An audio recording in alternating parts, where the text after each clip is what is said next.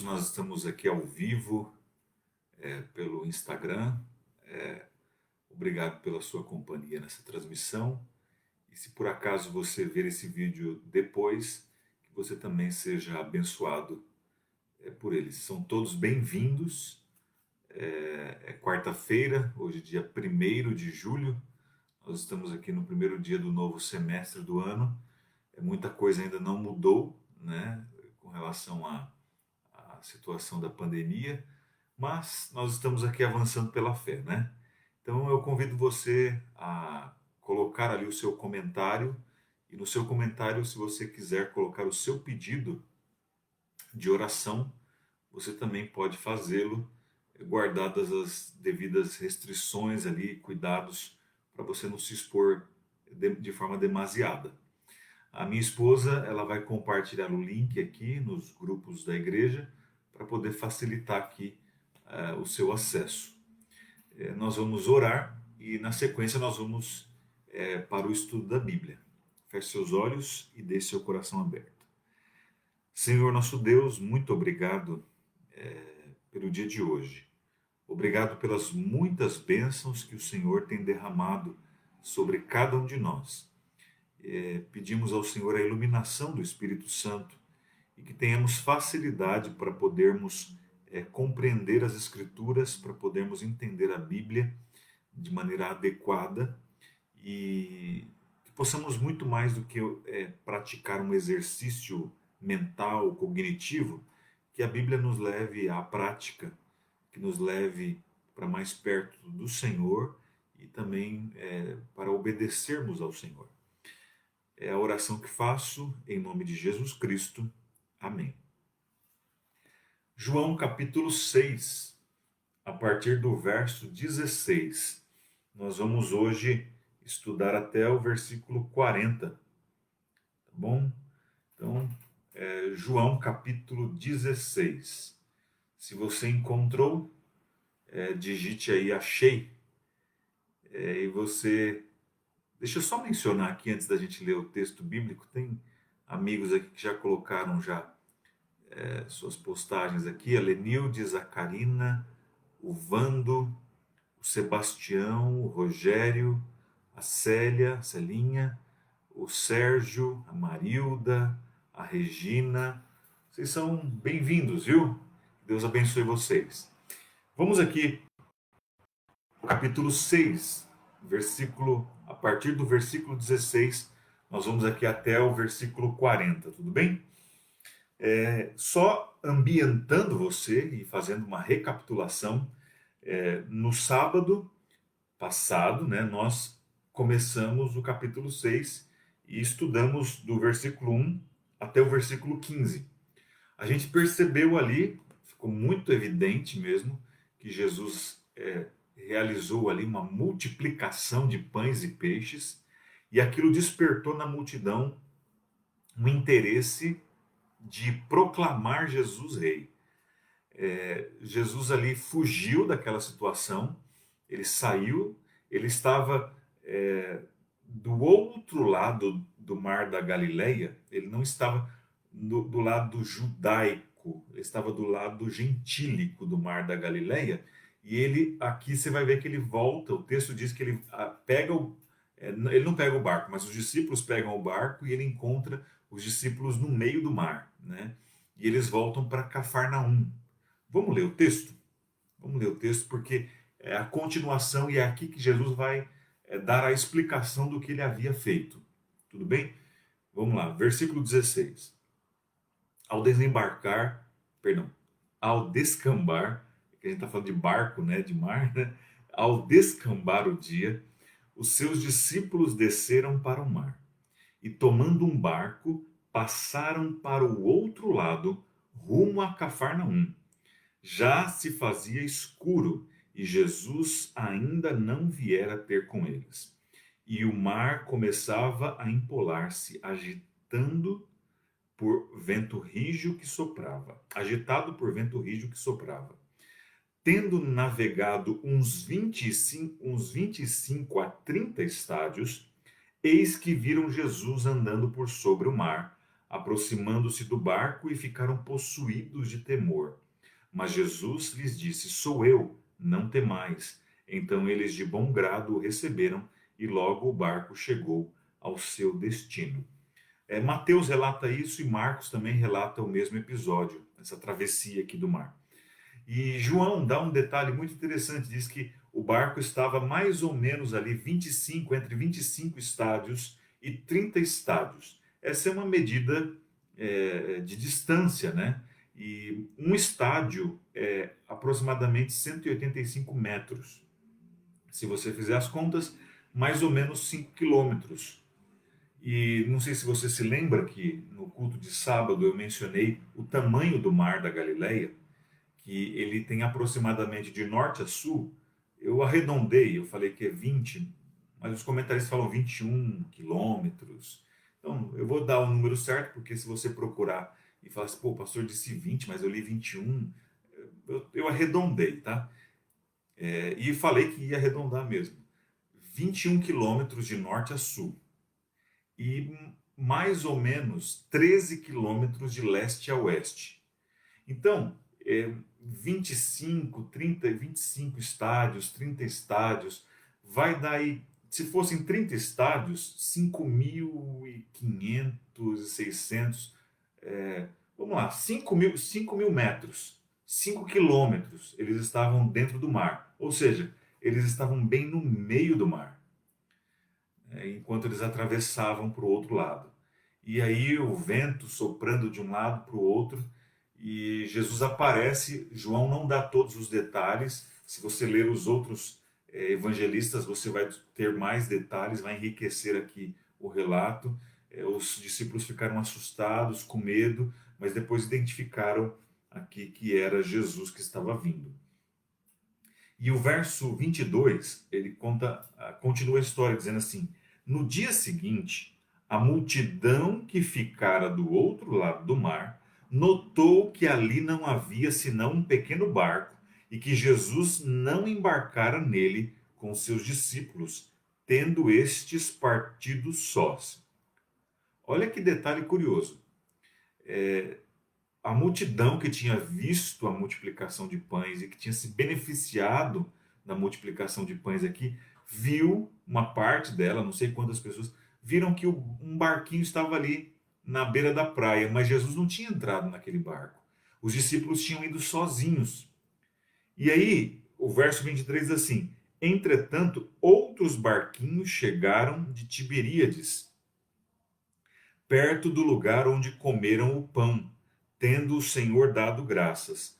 Quando, pois, viu a multidão que Jesus não estava ali, nem os seus discípulos, tomaram os barcos e partiram para Cafarnaum à sua procura.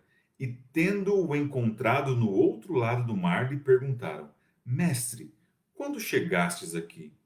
Respondeu-lhes Jesus: em verdade vos digo, vós me procurais, não porque vistes sinais, mas porque comestes dos pães e vos fartastes. Olha que interessante aqui a forma como Jesus aborda a multidão. O grupo aqui, um grande grupo de pessoas, foi em busca de Jesus. Jesus tinha atravessado o mar da Galileia. E essa multidão foi atrás dele, ou parte dela, não vou dizer a multidão toda aqui, mas parte dela foi atrás de Jesus, né? Na verdade, o texto diz que era uma multidão, né? O verso 24 diz assim: Quando, pois, viu a multidão que Jesus não estava ali, nem os seus discípulos, tomaram os barcos e partiram para Cafarnaum à sua procura. Agora, o quanto dessa multidão, a gente não sabe, o texto não é claro, então eu nem vou especular, nem vou entrar por esse caminho, mas muita gente foi atrás de Jesus. E aí Jesus falou assim: em verdade vos digo, vós me procurais, não porque vistes sinais, mas porque comestes dos pães e vos fartastes. Trabalhai não pela comida que perece, mas pela que subsiste para a vida eterna, a qual o Filho do Homem vos dará, porque Deus o Pai o confirmou com o seu selo. Dirigiram-se, pois, a ele perguntando: que faremos para realizar as obras de Deus? Jesus aqui chega para aquele grupo de pessoas que vai em busca dele e ele diz assim: olha, vocês estão me procurando porque vocês são interesseiros, vocês estão preocupados com o fato de eu ter alimentado vocês. Vocês comeram dos pães e vocês se fartaram. O interesse de vocês não é um interesse espiritual em mim, mas vocês estão me vendo como um benfeitor, vocês estão me vendo como alguém que pode sanar a fome, saciar a fome. Vocês estão preocupados com uma questão material, com o aqui e agora. Vocês não estão preocupados e vocês não estão me enxergando como o Messias, como aquele que viria. Olha que interessante. Eu acho que qualquer um de nós, humanamente falando, se nós fôssemos assim tão requisitados quanto Jesus era, nós ficaríamos um pouco assim afetados, pelo menos. Jesus não se afeta. Jesus não se impressiona com o fato das pessoas estarem indo em busca dele, porque elas estavam indo com intenções equivocadas. Não eram as melhores intenções. Se bem que o fato de alimentar é uma coisa realmente da necessidade básica humana. Mas Jesus queria apresentar para eles algo superior. Jesus ali, ao multiplicar pão e peixe, né, ele fez aquilo, na verdade, com a intenção de levar a mente das pessoas para um outro quadro, para uma outra experiência, para uma outra vivência. Se vocês se lembrarem aqui, eu tenho sempre falado que o Evangelho de João, ele vem numa narrativa apresentando sempre do inferior para o superior, do, do pior, acho que não sei se é essa palavra, do pior para o melhor, né? Mas melhor, do inferior para o superior, é melhor, fica assim, né? Colocado. Você vê ali no primeiro sinal que Jesus realiza em Cafarnaum, ele transforma ali a água em vinho, e a gente está muito acostumado com essa expressão, Jesus transformando água em vinho, mas na verdade, Jesus ali está querendo fazer um contraste entre o vinho inferior e o vinho superior que ele produz. Depois a gente tem ali no capítulo 3 a história de Nicodemos. Jesus fala para Nicodemos: Nicodemos, importa que você nasça de novo, importa-vos nascer de novo. E o de novo ali no grego, anoten é a palavra, é do alto, nascer do alto. É um contraste entre o nascimento sobrenatural e o nascimento natural. Depois no capítulo 4 a gente tem a mulher samaritana, que vai buscar água no poço, que vai buscar água no poço de Jacó. E quando ela encontra Jesus, eles têm um diálogo e Jesus fala da água viva, da água da vida. E a mulher esquece o cântaro dela lá ao lado do poço e vai para a cidade conversar com os homens e anunciar o Messias, anunciar que ela havia encontrado o Messias. E ele trata de água da vida e a água do poço de Jacó. No capítulo 5, você tem a cura daquele homem paralítico que estava ali enfermo há 38 anos. E aí Jesus cura ele num sábado, num dia de sábado. Jesus ali está realmente não só liberando aquele homem para uma nova vida, mas ele também está dando um novo significado para o sábado, que estava prisioneiro de tradições, prisioneiro de amarras humanas. Jesus não somente liberta aquele homem, mas ele também liberta o sábado dos entendimentos humanos. Então, é um sábado de tradições humanas e ele vem apresentar o sábado bíblico, o verdadeiro sábado para ser guardado.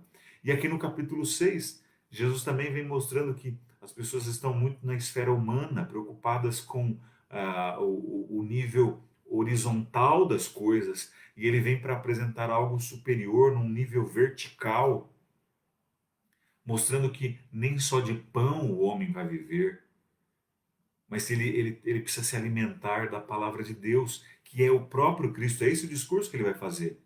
Ele vai dizer mais à frente, aqui a gente vai ler: eu sou o pão vivo que desceu do céu. E ele vai fazer um retorno ali o texto vai fazer um retorno ao maná. Há quem veja aqui também o fato dele ter atravessado o mar, né, como sendo uma imagem do Antigo Testamento, uma imagem veterotestamentária, mostrando ali que o povo de Israel havia atravessado o mar e depois eles foram alimentados com o pão que veio do céu. Essa imagem aqui é uma imagem bastante bonita, né? Bastante bonita de da gente entendê-la e que enche os olhos para quem tem um apreço pelo Antigo Testamento enxergar isso daqui. É, Alguns pensam assim, Jesus está rompendo com o Antigo. Não, Jesus não está rompendo com o Antigo Testamento. O Antigo Testamento é só a nomenclatura que a gente utiliza e é uma nomenclatura muito técnica porque ela nem bíblica é, né? É uma nomenclatura só didática para a gente poder diferenciar as revelações, né, de Deus até o momento em que o Messias aparece, que a gente chama de Novo Testamento, né? E vamos continuar lendo o texto aqui. Versículo 28 diz assim: Dirigiram-se, pois, a ele perguntando: Que faremos para realizar as obras de Deus? Respondeu-lhes Jesus: A obra de Deus é esta, que creiais naquele que por ele foi enviado. Lembra que eu disse para você da importância do verbo crer no quarto evangelho, no texto do quarto evangelho? Essa palavra vai se repetir aqui. Tudo o que Jesus realizou, os sinais que ele realizou, é, a- as cenas miraculosas de acalmar o mar e tudo mais, tudo que ele fez não foi para dar espetáculo público.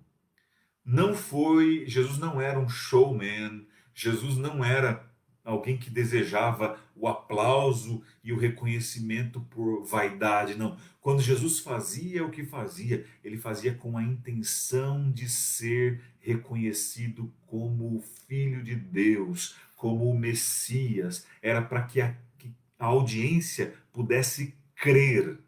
Era essa a ideia. Porque esse é o objetivo do quarto evangelho. O quarto evangelho tem como objetivo levar a audiência a crer que Jesus é o Cristo. E isso daqui está no próprio objetivo do evangelho. Eu já li para você, mas eu vou fazer questão de ler de novo, porque eu entendo que a gente repetindo os conceitos, a gente chega a um entendimento mais claro das coisas. O evangelho de João, lá no capítulo 20, se você quiser acompanhar, fique à vontade, deixa marcado o capítulo 6, que a gente já vai voltar para ele. Lá no capítulo 20, no versículo 30 e no versículo 31, você está procurando aí? Enquanto você procura, eu vou beber aqui um pouquinho de água. João capítulo 20, versículos 30 e 31.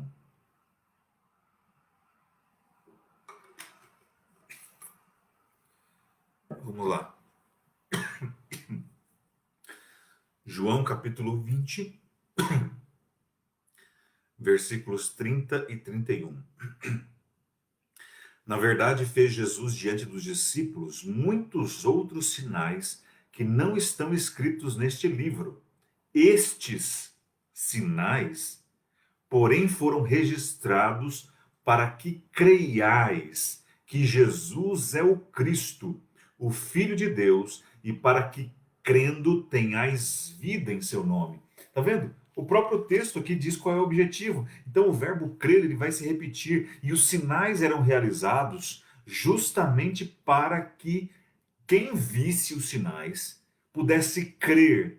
Crer no quê? Que Jesus era o Cristo, o Filho de Deus, que Jesus era o Messias.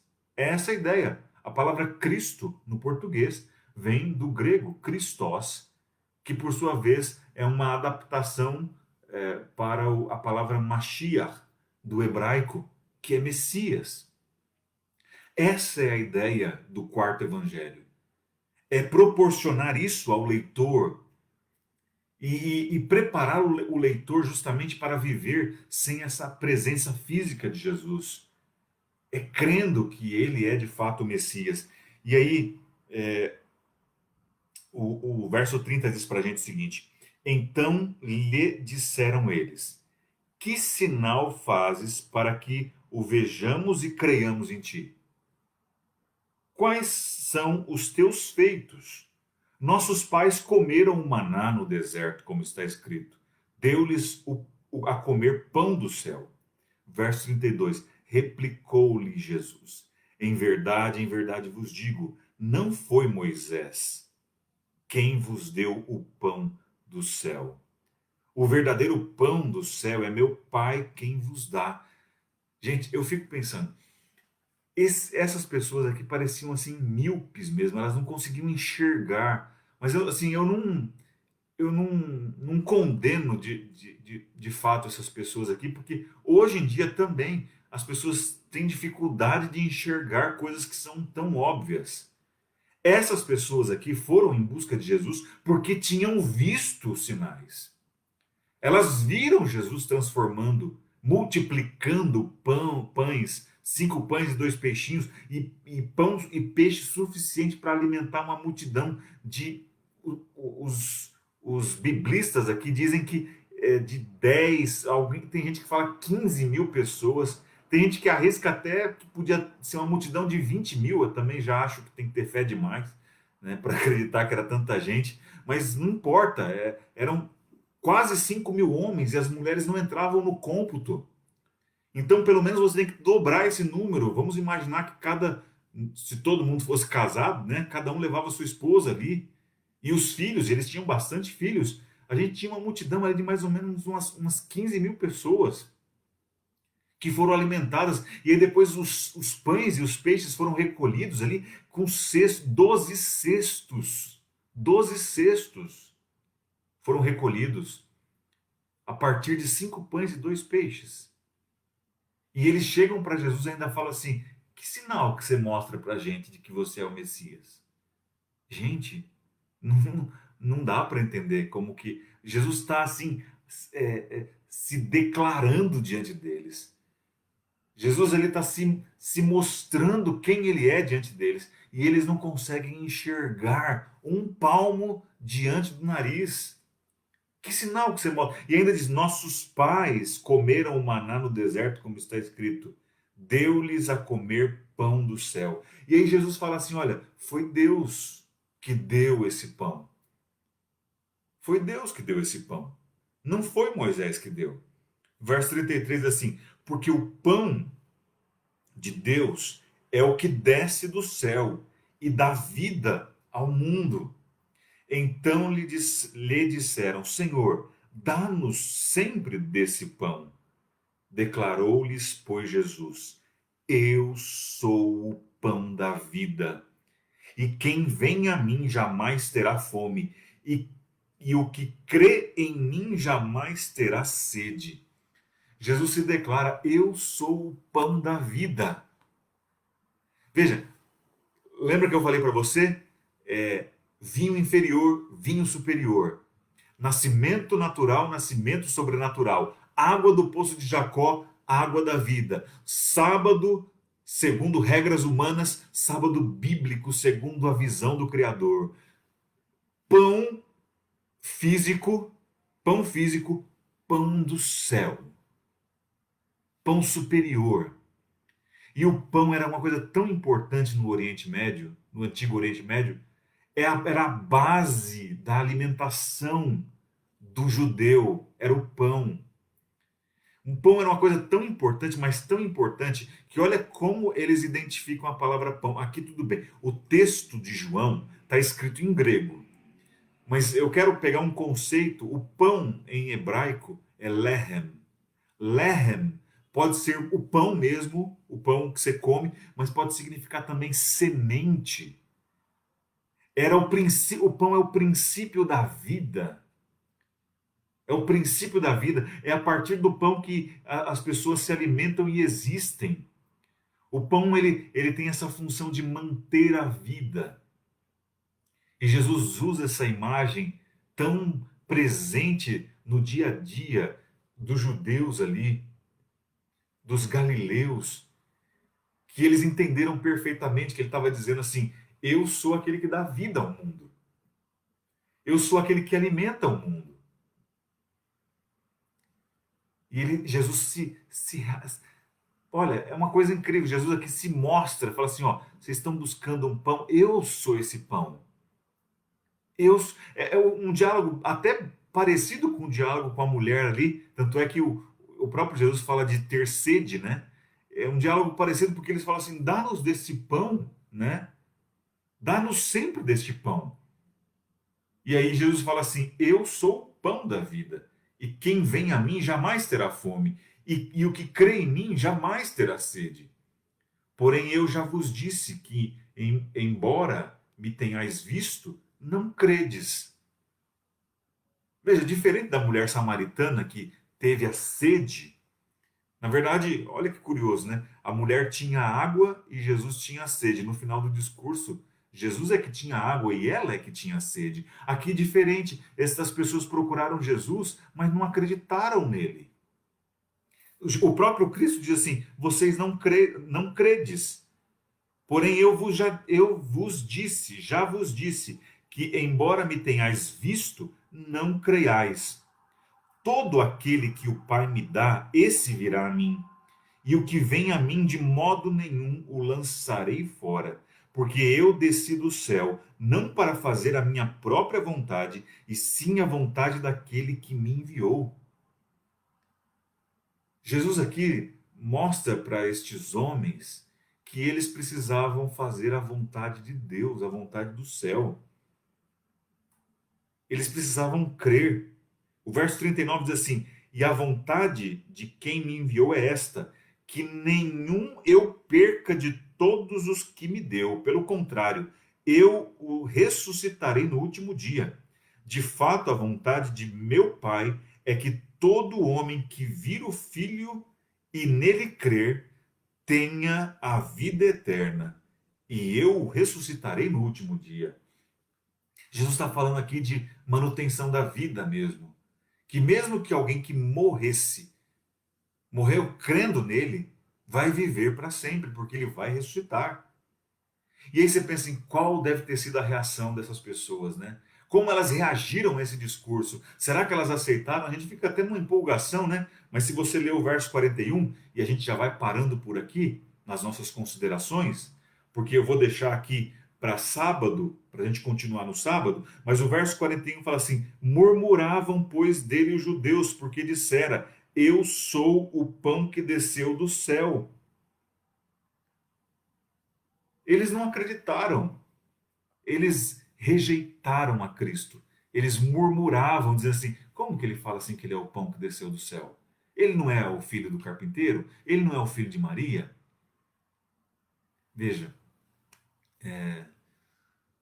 Jesus aqui deu uma grande oportunidade para esse público, para esse grupo. Por isso que às vezes a gente pensa: não, Jesus não foi duro, não, Jesus lia corações, né? Ele lia, ele sabia com quem ele estava lidando. Por isso que ele falou assim: vocês são interesseiros, vocês estão preocupados, vocês vieram atrás de mim porque vocês foram alimentados e vocês se fartaram do pão. Vocês veem em mim um objeto utilitário, alguém que vai ser o provedor de pão para vocês. Vocês não estão preocupados em ter um relacionamento espiritual comigo. Vocês estão preocupados em ter um relacionamento utilitário comigo. Eu ofereço pão, vocês vêm em busca e vocês têm. É isso que vocês estão pensando. Não é muito diferente dos nossos dias hoje, né? Por que motivos uma pessoa frequenta uma igreja? Por que motivos uma pessoa vai em busca de Jesus? Tem muita gente interessada no pão físico. Tem gente preocupada aí em igrejas lotadas, né? Hoje em dia não estão por conta da pandemia, mas igrejas lotadas porque as pessoas estão interessadas em prosperidade, porque as pessoas estão interessadas em casas, em carros, em bens materiais. Não tem nada de errado com essas coisas. Elas têm o lugar delas, e a questão é, elas têm o lugar delas. Elas não podem nos substituir Jesus e elas não podem ser o motivo pelo qual nós procuramos Jesus. A gente deve procurar Jesus, na verdade, porque ele é o pão do céu. Ele é o pão da vida. É por isso. Com o que você se alimenta? Aliás, o que satisfaz o seu coração? Se o seu coração se satisfaz com os bens dessa terra, bem, você precisa nascer de novo. Você precisa nascer de novo. Porque você não entendeu nada. você não entendeu nada. E desculpa, eu estou parecendo ser duro aqui com você, né? Não- eu quero dar ênfase mesmo no discurso de Jesus. É isso que Jesus está falando mesmo. Quando aquela multidão, aquele grupo vai procurar ele, ele fala assim: vocês são interesseiros, vocês estão em busca só do pão, do bem material. Vocês não entenderam que eu sou o pão da vida. E eu sou aquele que mantém a vida. E é isso que eu quero nessa noite convidar você, meu amigo, meu irmão, a refletir que Jesus é quem sustenta você.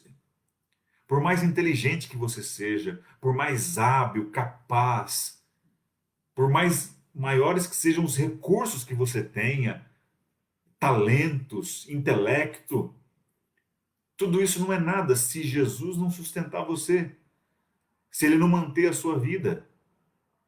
Eu queria te convidar para se alimentar desse pão que desceu do céu. Esse pão, o Cristo, que entrega o seu corpo como sacrifício para cada um de nós. Que eu e você possamos viver dessa palavra que saiu da boca de Jesus, da boca de Deus. Que Deus abençoe você no restante dessa semana e a gente se encontra sábado aqui para continuar essa história. Vocês vão ver como é o desfecho. Na verdade, muitos de vocês já leram esse texto aqui, né? E a gente vai ver o desfecho dessa história no próximo sábado às 10h30 da manhã. Posso orar com você? Incline sua cabeça, feche seus olhos e ore comigo.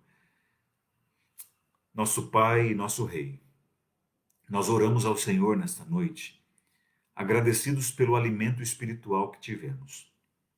Felizes porque o Senhor é o pão da vida que alimenta, desceu do céu e alimenta cada um de nós.